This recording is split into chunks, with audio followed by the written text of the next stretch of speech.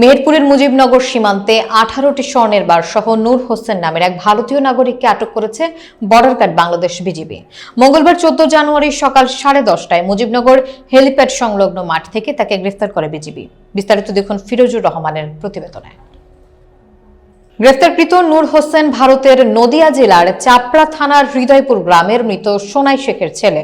মুজিবনগর বিওপির টহল কমান্ডার হাবিলদার রফিকুল ইসলাম বলেন, মুজিবনগর সীমান্তের 104-5S নম্বর পিলার এলাকায় ভারতীয় এক নাগরিক স্বর্ণ পাচার করেছে এমন সংবাদের ভিত্তিতে লেফটেন্যান্ট কর্নেল সাইদ মোহাম্মদ জাহিদুর রহমানের তত্ত্বাবধানে কোম্পানি কমান্ডার সুবেদার জামাল হোসেন সহ বিজিবি সদস্যরা আগে থেকে অবস্থান নেয়।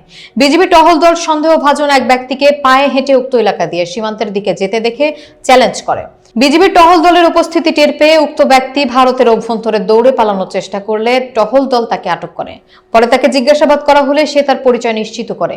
গ্রেফতারকৃত নূর হোসেনের কোমরের সাথে প্যান্টের ভিতরে স্কচ টেপ দ্বারা মোড়ানো 3টি প্যাকেট উদ্ধার করে। উক্ত প্যাকেটের মধ্যে থেকে 18টি স্বর্ণের বার উদ্ধার করা হয়। উদ্ধারকৃত স্বর্ণের ওজন 2 কেজি 18 গ্রাম। এই ঘটনায় হাবিলদার রফিকুল ইসলাম বাদী হয়ে মুজিবনগর থানায় মামলা দায়ের করেন এবং থানায় স্থানান্তর পূর্বক জব্দকৃত স্বর্ণের বারগুলি মেহেরপুর ট্রেজারি অফিসে জমা দেওয়ার প্রক্রিয়া চলছে। মুজিবনগর বিওপির টহল কমান্ডার হাবিলদার রফিকুল ইসলাম আরও জানান, চুয়াডাঙ্গা ব্যাটালিয়ন 6 বিজিবি এর অধিনায়ক lieutenant colonel Saeed Mohammad Zahidur Rahman PBGM PSC এর পরিকল্পনা এবং দিক নির্দেশনা মোতাবেক এই সফল অভিযান পরিচালনা করা হয়।